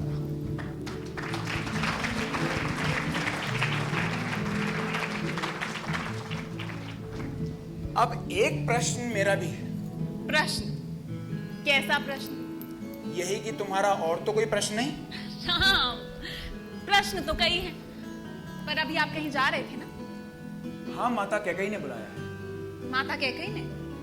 कल राज तिलक है, हो सकता है कोई आवश्यक बात हो। मैं होकर आता हूं, तब तक तुम अपने प्रश्न तैयार रखो और मैं अपने उत्तर। राम चले गए, सीता देखती रह गई। उस रात अवध में घटनाओं की कमी नहीं थी। ये वो रात थी जो अवध की, राम की और सीता की किस्मत हमेशा के लिए बदलने वाली थी। कैकेयी ने राम को बुलाया बात करने के लिए। वो कैकेयी जो सबसे अधिक प्रेम राम से करती थी, और वो राम जो सबसे अधिक सम्मान कैकेयी को देते थे। आप सबने रामायण देखी होगी, पढ़ी होगी, सुनी होगी। आपने एक बात नोट करी, भरत और शत्रुघ्न अधिकतर कहां पाए जाते थे, कहां रहते थे वो? ननिहाल में, नानी हाउस। क्यों? क्योंकि उनकी अपनी मां के पास टाइम नहीं होता था उनकी देखभाल करने के लिए। वो सारा दिन राम के ध्यान में लगी रहती थी। उन्होंने सोचा बेहतर है नानी के यहां चलते हैं, वहां कोई ध्यान तो देगा। इतना प्रेम करती थी कैकेयी राम से। तो जब युवराज बनने की बात आई, कैकेयी ने राम को बुलाया और कहा, राम कल तुम युवराज बनोगे, मगर यदि तुम कल युवराज बन गए तो तुम्हारे कुल का नाम मिट्टी में आ जाएगा। कोई मुझसे पूछे, कोई कैकेयी से पूछे कौन हो राजा, मैं चिल्लाऊं राम ही राम, मगर राम के राजा बनते ही मिट्टी में होगा कुल का नाम। राम ने कहा, ऐसा क्यों माता? क्योंकि तुम्हारे पिता ने मेरे पिता को वचन दिया था कि मेरी कोख से जन्मा बालक ही अवध के सिंहासन पर बैठेगा। यदि कल तुम युवराज बन गए और भरत नहीं बना तो कैसे कहोगे रघुकुल रीत सदा चली आई, प्राण जाए पर वचन ना जाए। राम ने कहा, मां इसमें क्या बड़ी बात है, जैसा मैं वैसा भरत, राजा भरत बन जाएंगे। माता ने कहा, बात इतनी सरल नहीं है राम, तुम्हारे पिता के कंधों पे बहुत बोझ हैं। वो कहते हैं रघुवंशी होना आसान नहीं है, मैं कहती हूं रघुवंश की बहू होना आसान नहीं है। मेरा दुर्भाग्य यह है कि मैं नहीं भूली जैसे वो भूल गए। काश मैं भी भूल जाती, मगर मैं कुछ नहीं भूली। मुझे सब वचन याद हैं, मुझे सब श्राप याद हैं। तुम्हारे पिता के कंधों पर श्राप है कि उनकी मृत्यु पुत्र वियोग में होगी, और वो तुमसे इतना प्रेम करते हैं कि तुम्हारे वियोग में उनकी मृत्यु होगी। यदि तुम अवध में रहे तो श्राप के प्रकोप से पहले तुम्हारी हानि होगी, फिर पिता की हानि होगी। मैं दोनों को नहीं खो सकती। जो वचन फेंक रखे हैं तुम्हारे पिता ने, जो श्राप अर्जित कर रखे हैं, उन सबको मुझे कैकेयी को संभालना है। और एक बार फिर मेरा सर झुकता है इस देश की माताओं और बहुओं के सामने, जो जिस परिवार में ब्याह कर आती हैं उसके सब दोष, सब गुण अपना लेती हैं। एक बार तालियां बजाइए कैकेयी के नाम, जिसने इतना बड़ा महात्याग किया। कैकेयी ने कहा कि राम तुमको जाना पड़ेगा वनवास, ताकि तुम सुरक्षित रहो धर्म स्थापना के लिए। राम ने कहा, मां मैं तो चला जाऊंगा, मगर ये इतिहास बहुत क्रूर है। इतिहास तुमको, तुम्हारे त्याग को नहीं समझ पाएगा। क्यों इतना बलिदान कर रही हो? कैकेयी ने कहा, हाँ राम तुम ठीक कह रहे हो।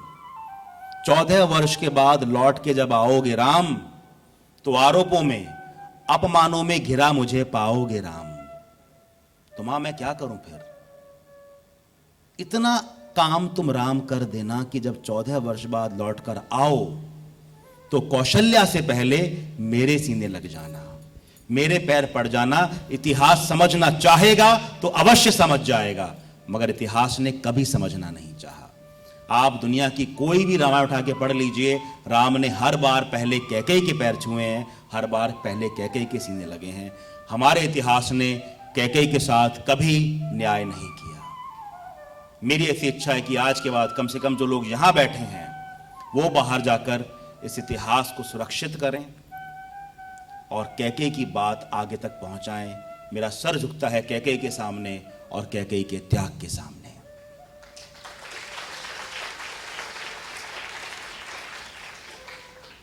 राम वन जाने के लिए तैयार हो गए। जब वो वन वस्त्रों में सजकर आए, अपने कक्ष पहुंचे, तो सामने से सीता भी आती दिखाई दी। राजकुमारी थी, कभी वन के कपड़े पहने नहीं थे, फिर भी खींच तान के जैसे भी वन वस्त्रों में सज के आ गईं।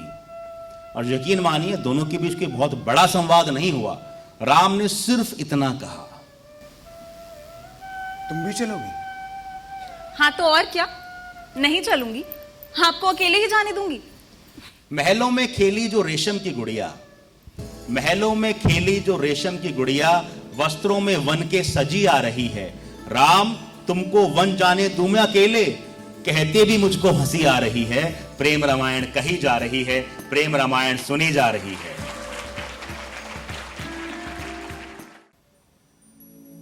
राम भी तैयार हो गए, सीता भी तैयार हो गई, लक्ष्मण भी तैयार हो गए, मगर एक 14 साल की लड़की छज्जे से झांक रही थी एक छोटी सी खिड़की से कि क्या कोई मुझसे पूछेगा कि मुझे क्या करना है। कौन थी वो लड़की? उर्मिला। उसके मन में बहुत सवाल थे कि जो सीता के लिए राम है वही मेरे लिए लक्ष्मण भी तो है, मुझे कोई बताएगा मुझे क्या करना है। किसी ने उर्मिला से बात नहीं करी क्योंकि शायद किसी के पास उर्मिला के प्रश्नों का जवाब नहीं था, न राम न सीता न लक्ष्मण। मगर उर्मिला दृढ़ थी कि मुझे अपने प्रश्नों का जवाब चाहिए, और इस प्रसंग का बहुत सुंदर वर्णन किया है महाप्राण कवि मैथिली शरण गुप्त ने अपनी महाकविता साकेत में। तो कुछ पंक्तियां इस प्रसंग की मैं साकेत से चुराकर आपकी लाया हूं। यदि आपकी इजाजत हो तो इस कविता की कुछ पंक्तियां आपके सामने प्रस्तुत करना चाहूंगा, इजाजत है? बहुत बहुत धन्यवाद। महाकवि लिखते हैं कि जब उर्मिला अपने प्रश्न लेकर आई और जब राम ने उनकी ओर देखा तब क्या हुआ। प्रभु ने उधर दृष्टि डाली, प्रभु राम ने, प्रभु ने उधर दृष्टि डाली, दीख पड़ी दृढ़ हृदय वाली। संग गमन हित सीता के, प्रस्तुत परम पुनीता के, उच्च व्रत में अड़े हुए, रोम रोम थे खड़े हुए। उठी न लक्ष्मण की आंखें, लक्ष्मण आंख तक नहीं उठा पाए। उठी न लक्ष्मण की आंखें, झुकी रही पलक पाखें, किंतु कल्पना घटी नहीं, उर्मिला वहां से हटी नहीं। खड़ी हुई थी हृदय स्थल में, पूछ रही थी पल पल में, मैं क्या करूं चलूं कि रहूं। मैं क्या करूं चलूं कि रहूं, हाय और क्या आज कहूं। आह कितना सकरुण मुख था, आर्द्र सरोज अरुण मुख था। लक्ष्मण ने सोचा कि अहो, मात्र सोचा, कह नहीं पाए। लक्ष्मण ने सोचा कि अहो, कैसे कहूं चलो कि रहो। तुम भी जो प्रस्तुत होगी तो संकोच सोच दोगी, भैया बाधा पावेंगे वो छोड़ मुझे भी जावेंगे। नहीं नहीं यह बात न हो, रहो रहो हे प्रिय रहो, यह भी मेरे लिए सहो, और आज क्या कहूं कहो। लक्ष्मण हुए वियोग जयी और उर्मिला प्रेममयी, वो भी सब कुछ जान गई, विवश भाव से मान गई। श्री सीता के कंधे पर आंसू बरस पड़े झर झर, पहन तरल तर हीरे से, कहा उन्होंने धीरे से। सीता बोली धैर्य का अवसर है, और वो बोली अब ईश्वर है, अब तो ईश्वर है। अब तो ईश्वर है। तो एक बार नमन कर दीजिए उस कवि का जिसने पंक्ति हमको दी, महाप्राण कवि मैथिली शरण गुप्त। अब तो ईश्वर है। सीता ने इतना अवश्य कर दिया कि लक्ष्मण से झूठे ही कह दिया कि तुम्हारी मीला को तुमसे कुछ बात करनी है, एक बार जाकर उनसे मिल आओ, फिर हम लोग वन के लिए चलेंगे।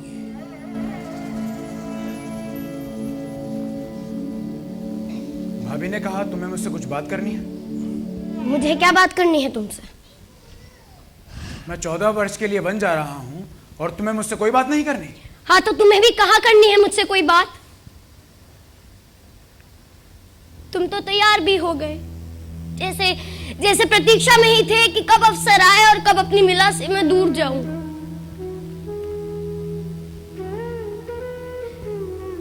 बहुत लड़ती हूं क्या मैं तुमसे? कदाचित लड़ने के कारण मैं ही तुम्हें देता रहता हूं, कदाचित गलती मेरी रही होगी। अब 14 वर्ष का समय मिला है तो देखूंगा कहां सुधार हो सकता है। देखो इस बात का उत्तर भी है मेरे पास, लेकिन अभी मुझे लड़ना नहीं है। सुनो, तुम ना वन में भैया भाभी की सेवा में कुछ अपना ध्यान भी रख लेना। खिला के भैया भाभी को कुछ अपने नाम भी कर लेना। समय पे उठना, समय पे खाना और उल्टी करवट मत सोना। याद मेरी आ भी जाए तो तुम भैया के आगे मत रोना। ठीक है, ठीक है, ये सब बातें मैं पहले से जानता हूं। मैं कोई बालक नहीं हूं। तुम अपना बताओ, तुम क्या करो? न भाभी आऊंगी न मैं। तुम 14 वर्ष करोगी क्या?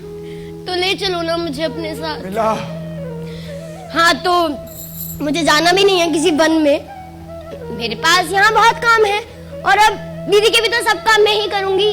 मैं बाबा को समय पर औषधि दूंगी, माँ कौशल्या के पैरों में तेल लगाऊंगी, माँ कैकेयी के सुंदर केश संवारूंगी और अपने केश लंबे करने के गुण भी सीखूंगी।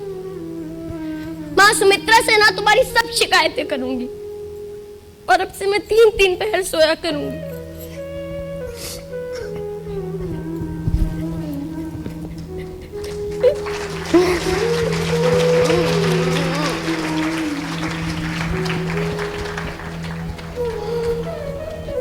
मिला।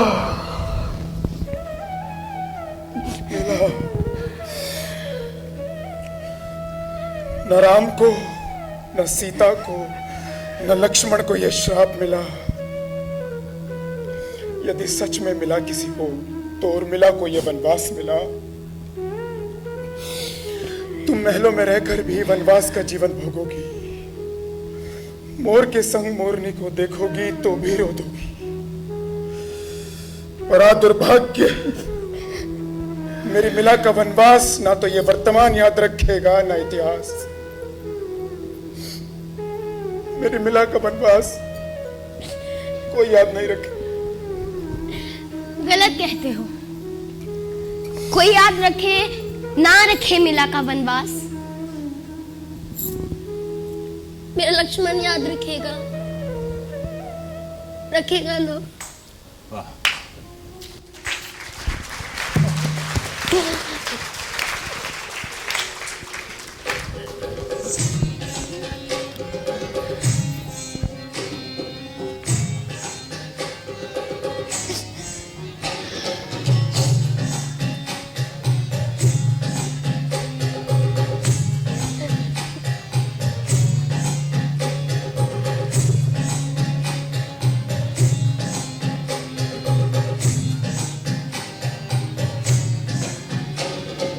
जिहाल मिसकी मकुंत गाफुल, जिहाल मिसकी मकुंत गाफुल, बुराए नैना बनाए बतिया। जिहाल मिसकी मकुंत गाफुल, बुराए नैना बनाए बतिया।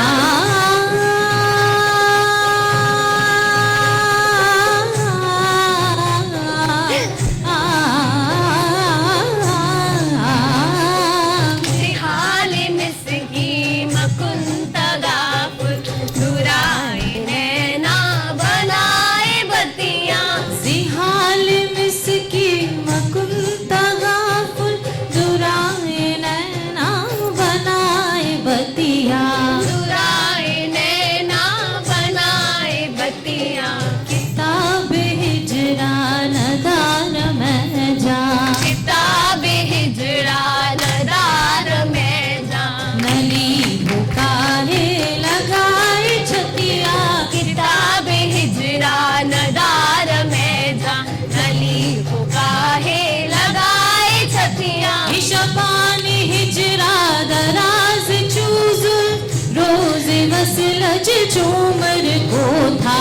शबान हिजरा दराज चूजुल, रोज़े बसलज चूमर को था। सखी पिया को जो मैं न देखूं, सखी पिया को जो तो कैसे काटूं अंधेरी रतियां।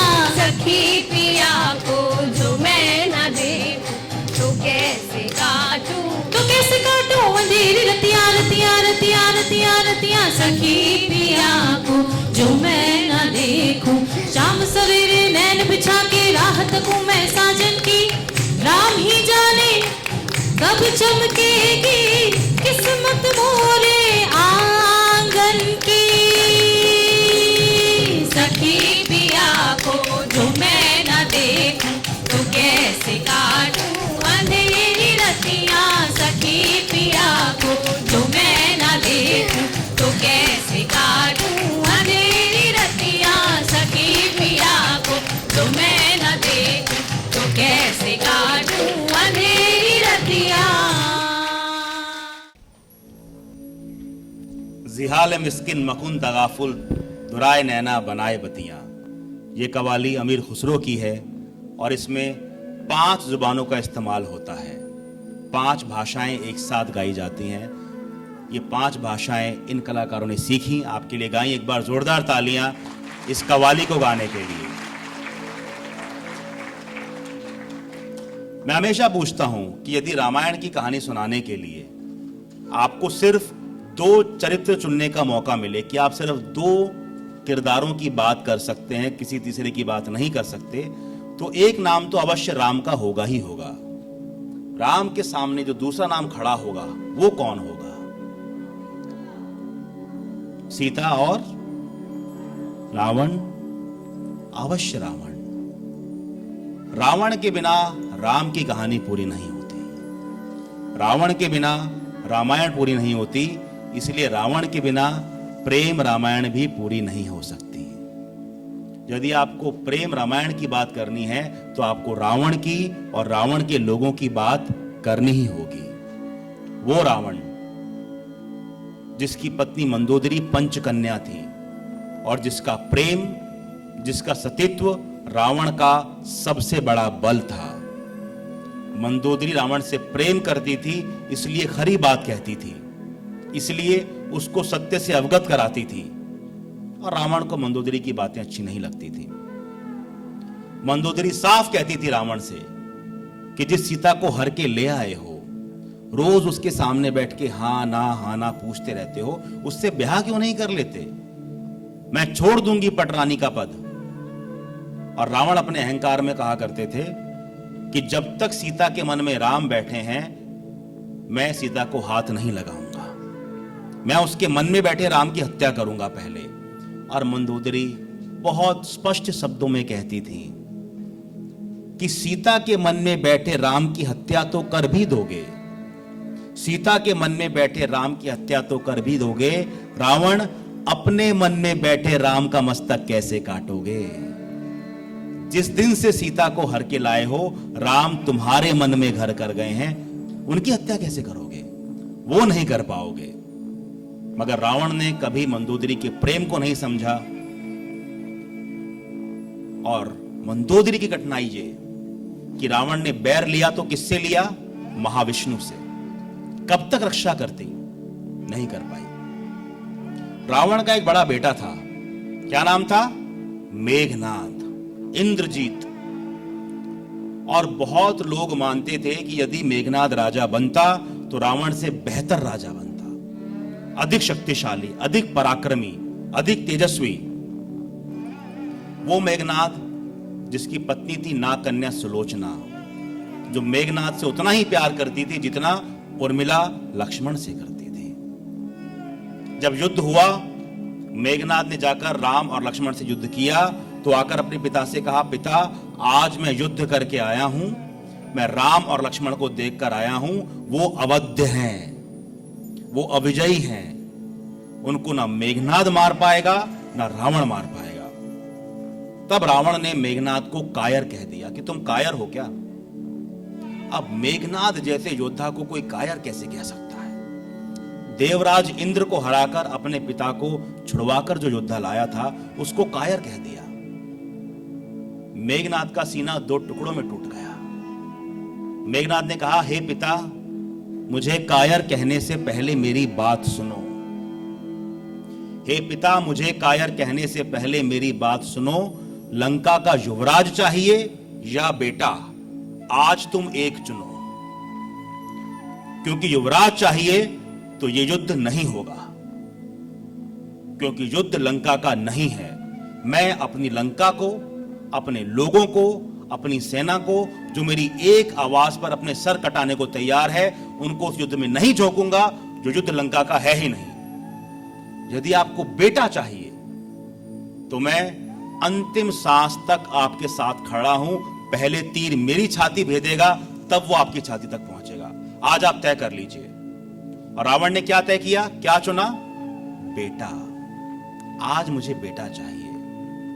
और मेघनाद ने कहा ठीक है, फिर अब ये पुत्रों का युद्ध है।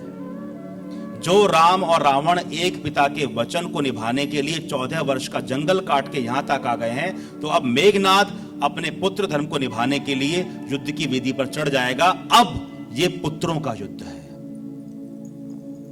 मेघनाद ने लगभग दो बार राम के सबसे ताकतवर योद्धा लक्ष्मण को मृत्यु के घाट उतार ही दिया था, मगर लक्ष्मण दोनों बार जीवित होकर लौट आए।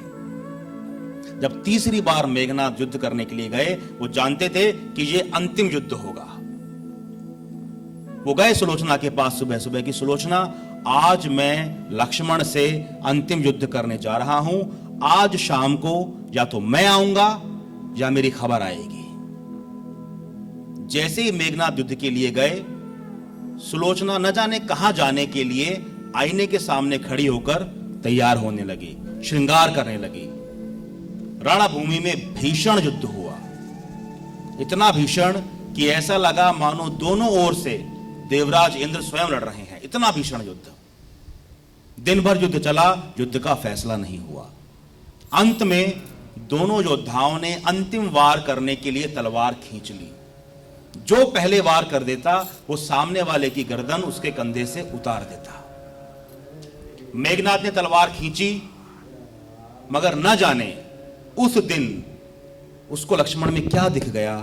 मेघनाद ने वार नहीं किया, लक्ष्मण ने वार कर दिया। मेघनाद की गर्दन उसके कंधे से उतार दी गई। मेघनाद नहीं आया। शाम होते होते पूरी लंका में जय घोष गूंजने लगा। मेघनाद अमर रहे, मेघनाद अमर रहे, मेघनाद अमर रहे।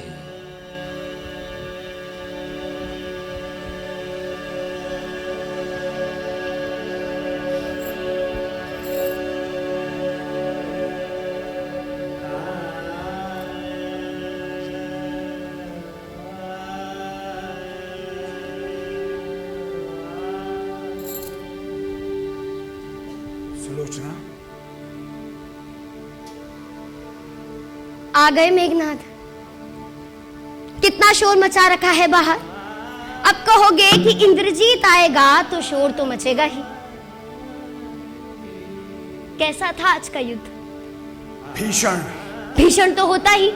मेघनाद युद्ध करे और वो भीषण ना हो। वो लक्ष्मण ने भी भीषण युद्ध किया क्या? लक्ष्मण? हाँ, किया तो किया। मेघनाद और लक्ष्मण का युद्ध तो राम और रावण के युद्ध से भी भीषण होना था। तीनों लोगों को इसकी प्रतीक्षा थी। तुम्हें भी तो थी। तो वो लक्ष्मण बहुत बड़ा योद्धा है क्या? नहीं। नहीं तो फिर उसने तुम्हें? कोई शक्ति थी। कैसी शक्ति? पुरुष के पीछे तो बस उर्मिला। तुम ये तो नहीं कह रहे हो कि उर्मिला के तप में सुलोचना के तप से अधिक बल है? उसका सिंदूर मेरे सिंदूर से ज्यादा लाल है। होता रहे, मैं तो वही सिंदूर लगाकर तैयार होंगी ना जो तुम्हारी लंका ने मुझे दिया है। कहाँ के लिए सुलोचना? अरे कहा तो था कि युद्ध के बाद हम दोनों साथ चलेंगे। जहां भी हो हम चलेंगे साथ ही। देखो तुम तो तैयार हो गए हो, तो अब अब मैं भी तैयार हो रही हूं। अब लंका छोड़ने का समय आ गया है मेघनाथ। और लंकापति? लंकापति से मुझे क्या कहना है? सुना है वो तुम्हारे प्रतिशोध की तैयारियां कर रहे हैं। राम और लक्ष्मण के वध का प्रण लिया है उन्होंने, ये पहले ले लिया होता। खैर, मुझे उनके प्रण से क्या, मुझे तो अपना प्रण देखना है ना। कैसा प्रण?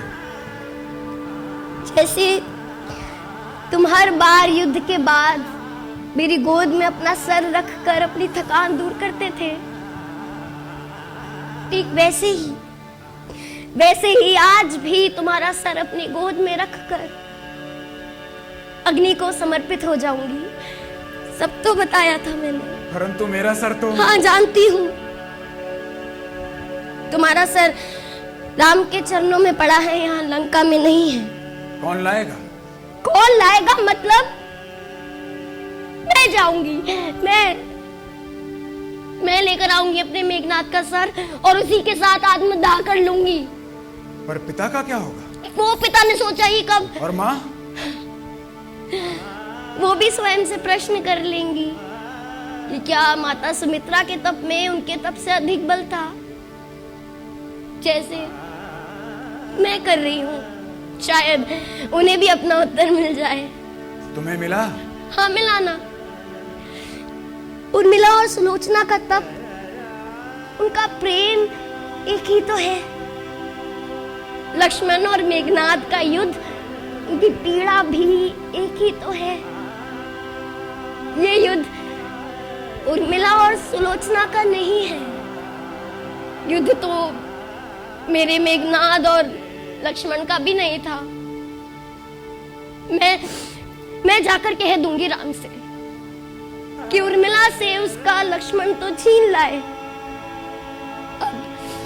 अब सुलोचना से उसका मेघनाथ क्यों छीनना चाहते हो? जितना भी बचा है, जैसा भी है, वापस कर दो ना, कर दो। और फिर चलेंगे ना साथ, मेघनाथ और सुलोचना। चलोगे ना मेरे साथ उस पार?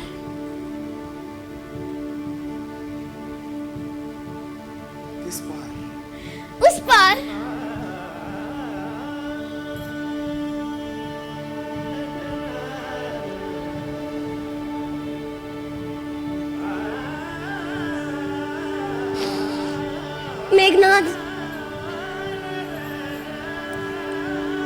मेघनाथ, तुम इस पार हो या उस पार? इस पार प्रिय मधु है तुम हो, उस पार न जाने क्या होगा। हरिवंश राय बच्चन कहते हैं, इस पार प्रिय मधु है तुम हो, उस पार न जाने क्या होगा। दीर्घ दूर जहां तक जाते हैं, तम का सागर लहराता है, फिर भी उस पार खड़ा कोई हम सबको खींच बुलाता है। मैं आज चला, कल तुम आओगी, परसों सब संगी साथी, दुनिया रहती रोती धोती, जिसको जाना है जाता है। मेरा मन होता डगमग तट पर ही के हिचकोलों से, जब मैं पहुंचूंगा एकाकी, मझधार न जाने क्या होगा। इस पार प्रिय मधु है तुम हो, उस पार न जाने क्या होगा। उस पार न जाने क्या होगा।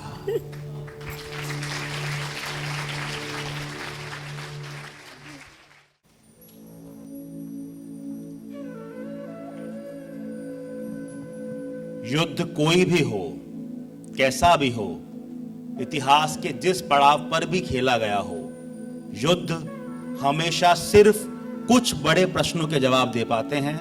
ऐसे हजारों लाखों प्रश्न होते हैं जिनका जवाब युद्धों के पास नहीं होता। युद्ध सिर्फ उन प्रश्नों से आंख बचाकर निकल जाते हैं।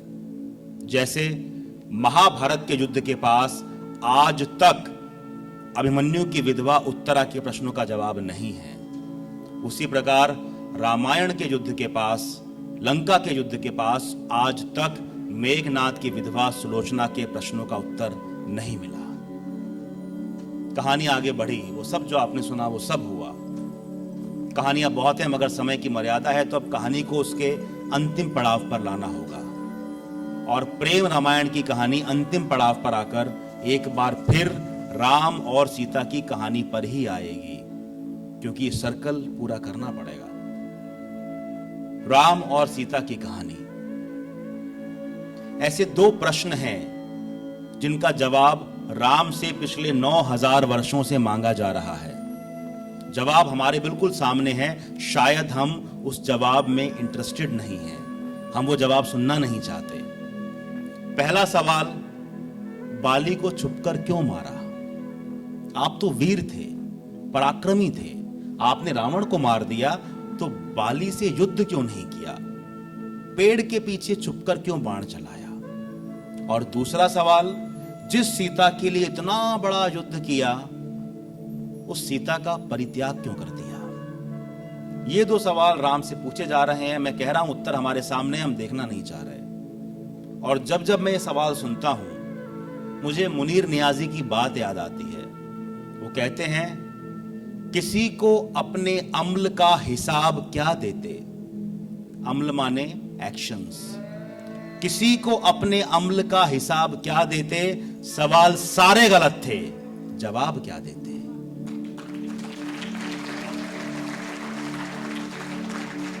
हम 9000 सालों से गलत सवाल पूछ रहे हैं। सही सवाल क्या होना चाहिए था, वो आज मैं कोशिश करता हूं आपको बताने की। जब हम कहते हैं कि राम ने सीता का परित्याग कर दिया, हम बहुत गलत एजम्पशंस करके बैठे हैं। हम मान के बैठे हैं कि राम और सीता अलग थे, इतने अलग कि एक दूसरे का परित्याग कर सकता था। हम मान के बैठे हैं कि महालक्ष्मी महाविष्णु पे इतनी डिपेंडेंट थी कि महाविष्णु उनका परित्याग कर सकते थे। हम बहुत कुछ अज्यूम करके बैठे हैं।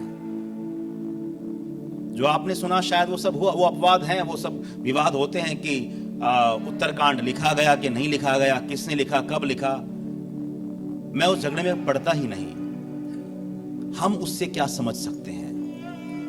बातें हुई, अफवाहें फैली, सीता को भी पता चला कि अवध में क्या बातें हो रही हैं। सीता जानती थी क्या हो रहा है, मगर सीता यह भी जानती थी कि राम कोई भी फैसला करने से पहले मुझसे बात अवश्य करेंगे, क्योंकि राम बिना सीता से बात किए कोई फैसला नहीं करते थे। राम ने सीता से बात की, एक उपहार का उदाहरण लेकर अपने मन की बात राम ने सीता से कहनी चाहिए।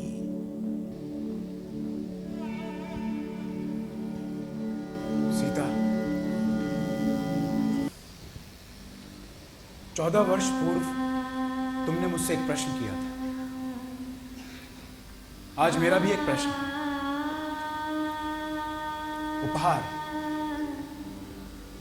उपहार यदि कोई बहुमूल्य वर्षों से साथ रखा हो, पर अब घर मैला हो जाए और दाग लगे उपहार ही पर, ऐसे में क्या आचार उचित? उपहार की गरिमा रखने को स्थिति हो कठिन नदी यदि घर छोड़ना भी ना संभव हो। ऐसे में तो घर की सफाई करने में ही बुद्धिमानी है राम। घर की धूल के धब्बे उस बहुमूल्य उपहार पर तो नहीं पड़ने चाहिए ना। मेरा घर ये संपूर्ण कौशल राज्य है सीता। ये बहुत बड़ा है। मैल सिर्फ दीवारों पर नहीं, जड़ों में घुस चुका है।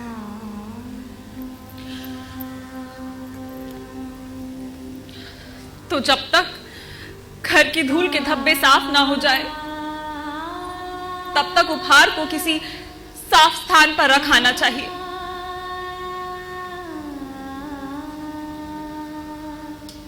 राम, ये सीता उपहार है या घर में व्याप्त धूल? सीता, सीता राम के जीवन का सबसे बहुमूल्य उपहार प्रिय। सीताराम का जीवन तुम ही मेरा संसार प्रिय।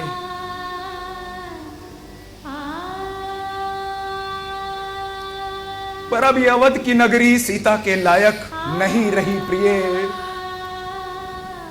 ये संदेहों और शंकाओं के सागर में बह गई प्रिय।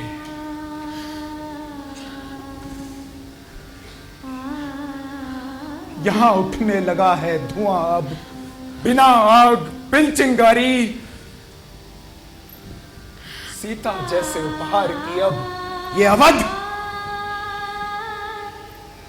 रही नहीं अधिकारी, रही नहीं अधिकारी। सीता को अब इस अवध से दूर जाना होगा।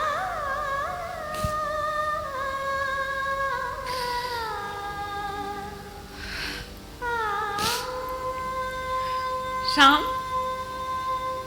मेरे लिए अवध क्या है? बस मेरे राम का घर ही है। और राम के कहने पर यह सीता जाने को तत्पर भी है। पर मेरे लिए है आवश्यक ये जानना, राम के मन में क्या राम के मन में भी संदेह, अविश्वास और है शंका? सीता, राम के मन में यदि कोई संदेह होता तो वो स्वयं ही तुमसे क्षमा मांग लेता। क्योंकि जो सीता जैसी पत्नी पर संदेह कर सकता है, खोट उस व्यक्ति के मन में ही होगा, सीता में नहीं। मेरे मन में कोई संदेह नहीं है सीता, परंतु अब राम और सीता को प्रतीक्षा करनी होगी। प्रतीक्षा? मैं कोई प्रतीक्षा नहीं करूंगी। अपने पति राम को साथ लेकर जाऊंगी। यहां तो बस अवध का राजा रह जाएगा, पति मेरे साथ जाएगा।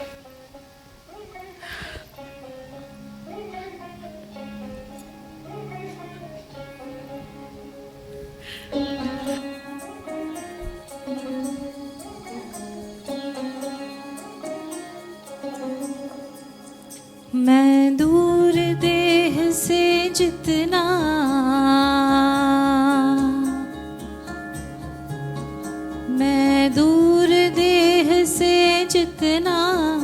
मन उतना निकट तुम्हारे। मैं दूर देह से जितना मन उतना निकट तुम्हारे। चाहे फूलों को सूंघूं पर सुर भी तुम्हारे मन में। चाहे शूलों पर खेलूं पर शक्ति तुम्हारे तन में। तुमको ही मुग्ध करूंगा गाऊं मैं किसी किनारे। मैं दूर देह से जितना मन उतना निकट। घूमूं गलियों में चाहे पर्वत की चोटी चढ़ लूं। मैं रहूं निरक्षर चाहे दुनिया की विद्या पढ़ लूं। पर जागृति कर न सकूंगा मैं पल भर बिना तुम्हारे। मैं दूर देह से जितना मन उतना निकट तुम्हारे। किसी दिन प्यास के बारे में उससे पूछिए जिसकी बशीर बद्र। किसी दिन प्यास के बारे में उससे पूछिए जिसकी कुएं में बाल्टी रहती है, रस्सी टूट जाती है। राम और सीता के कुएं में बाल्टी भी थी, पानी भी था, लेकिन रस्सी टूट गई और कुछ हाथ नहीं आया। अगले दिन रथ तैयार हो गया, लक्ष्मण सारथी बने और सीता इंतजार देखती रही कि क्या राम आएंगे एक बार आखिरी विदा देने। राम नहीं आए। सीता ने कहा, लक्ष्मण बस 2 क्षण दो, मैं यूं गई और यूं आई। कोई सोचे शायद राम को अंतिम विदा देने गई होंगी, मगर वो राम के पास नहीं गई। वो कहां गई? वो भागी भागी गई रसोई में, रसोइयों को जगाया और उनसे कहा, राम के भोजन में तेल कम डाला करना, उनको मीठा कम दिया करना। अब तक मैं थी, हर बात का ध्यान रखती थी, आगे से तुमको इस बात का ध्यान रखना होगा। फिर भागकर गई दर्जी के पास कि राम का राजसी वस्त्र घुटने से घिस गया है, कहती हूं बदल दो। वो कहते हैं, क्यों बिना वजह खर्चा करना, काम तो चल रहा है, तुम अब बदल देना। वैद्य के पास गई कि 1 हफ्ते से राम के कंधे में दर्द है, पीड़ा है। उनकी आदत है, कभी दर्द बताते नहीं है, देखकर पहचानना पड़ता है। मैं थी तो पहचान लेती थी, अब नहीं रहूंगी, तुम हर हफ्ते जाके चेकअप करके आया करना। सबको सबके काम बांटने के बाद वापस आ गई और कहा, लक्ष्मण भैया अब चलो, अब कोई चिंता नहीं। हमेशा के लिए घर छोड़ के जा रही हैं, लेकिन सारे काम करके जा रही हैं। ये सीता थी।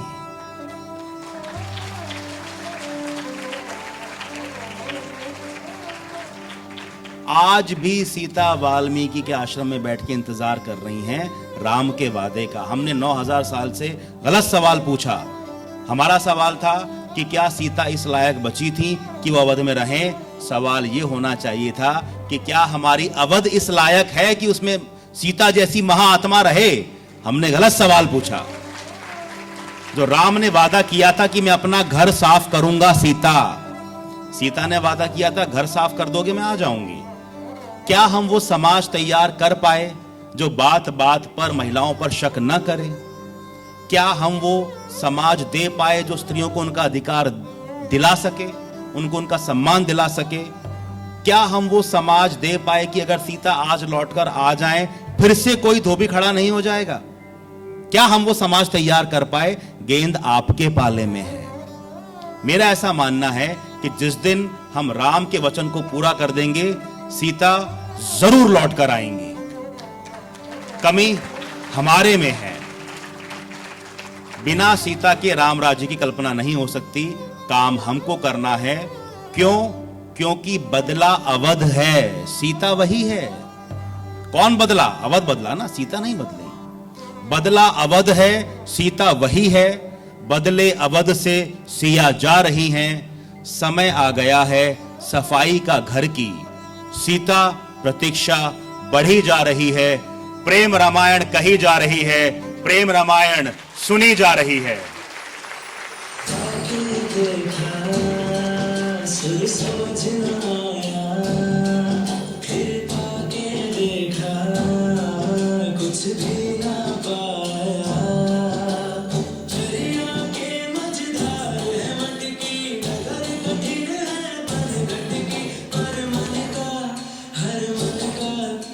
यही कहे पी के संग दिखेगा, जब प्रेम रंग हाँ दिखेगा, वो पीर संग हाँ दिखेगा, दिखेगा, दिखेगा, हाँ दिखेगा, हाँ दिखेगा, हाँ दिखेगा,